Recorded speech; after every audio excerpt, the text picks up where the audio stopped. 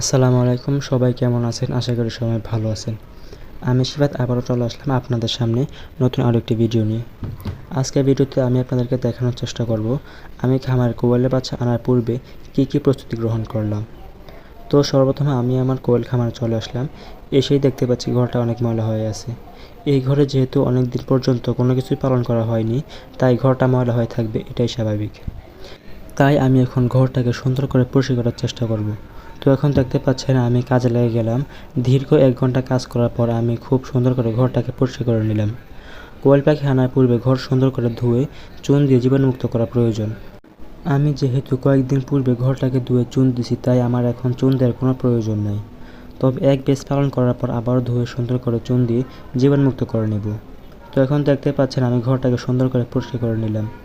আপনারা যে 2টা ছিদ্র দেখতে পাচ্ছেন, ওই 2টা ছিদ্র রাখার কারণ হলো যখন ঘরটা ধোবো যাতে পানিগুলো এই দিক দিয়ে চলে যেতে পারে। ঘরটাকে কমপ্লিট করার পর এখন চলে আসলাম কারেন্টের কাজ করার জন্য। আমি যেহেতু কারেন্টের কাজ পারি, তাই নিজে কারেন্টের কাজটা করে নিলাম। কারেন্টের কাজ কমপ্লিট করার পর আমি সবগুলো ফোল্ডার চেক করে নিব সবগুলোতে লাইট ঠিকঠাক জ্বলছে কিনা। তো চেক দেওয়ার পর আমি দেখলাম সবগুলোতে লাইট জ্বলছে। কারেন্টের কাজ কমপ্লিট করার পর আমি সমস্ত ঘরটাকে স্প্রে করে নেব। তো দেখতে পাচ্ছেন আমি রেনা ডিকেসি নামক একটা মেডিসিন দিয়ে সমস্ত ঘরটাকে স্প্রে করে নিচ্ছি। আমি অনেক দিন যাবৎ এই মেডিসিন দিয়ে স্প্রে করি, আলহামদুলিল্লাহ আমি অনেক ভালো ফলাফল পাই। তো সমস্ত ঘরটাকে স্প্রে করার পর যে জায়গায় বাচ্চা বোর্ডিং করব ওই জায়গাটাও সুন্দর করে স্প্রে করে নিলাম।